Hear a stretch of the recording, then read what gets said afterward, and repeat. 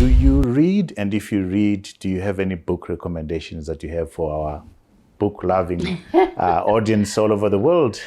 I do read. I read anything from a magazine to a real book. Give us 3 books at least that have inspired you. I like the what is the capitalist?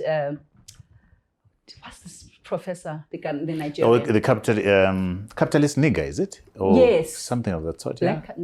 Anyway, it talks about the way we run businesses as Black people, as Africans, and it highlighted so many things that I'd been talking about or thinking about, but just never brave enough to talk about and share with other people. So that book actually opened my mind, and that's why I was saying to you that these African ingredients that we have. And it's from that angle that I realized that we have so much in our own continent that we are not utilizing because we all think what's out there is better. It's better than what we've got. And unfortunately passed away not so long ago, the professor. Yeah. And then there's another book I read by Shonda Rhimes saying The Year of Yes. It made me realize that we say no to so many things where we can actually open doors.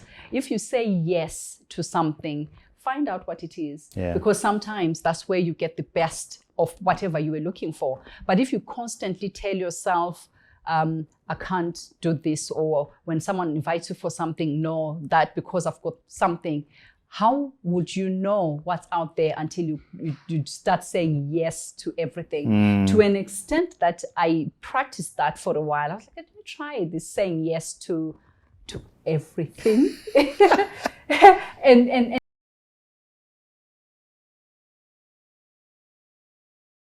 missing out. I don't want to miss out. I want to be part of it. So that the Year of Years made me say yes to a lot of things. And in fact, starting the Edge Cafe and saying yes to that space was because of that book. Because I said to myself, I was petrified. Don't get me wrong. I was like, who's going to come to my cafe? Who's going to enjoy my food? Maybe my friends do, but who will? Who else? But I say to myself, say yes to this and see what happens. And there I am. I'm enjoying that. And another book that I've always liked, because I always think sometimes we speak what we seek, is The Secret, the book, The Secret. We said it here earlier that words have such an impact. So for me, I live by, there are certain times where I want to use a negative word, not because I want to, but because that's the word that comes straight into my mind.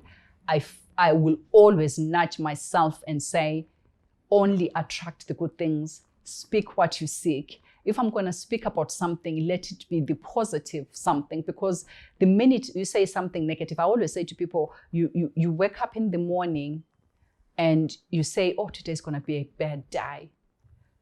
9 times out of 10, it's going to be bad. It's going to be bad. So that thing is like that. And another book that I know I've said more than 3, the mind power thing, that mind thing, it's always something that I always say, it's so strong. You ask me whether I've arrived somewhere at a safe space about this issue that I have.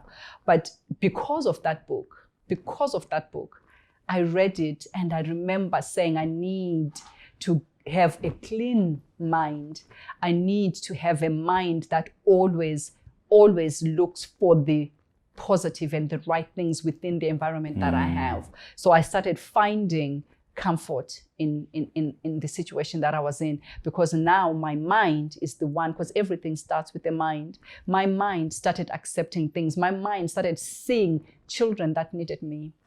And my mind started opening up to that and allowing those children that call me mom to be part of my life and embrace it.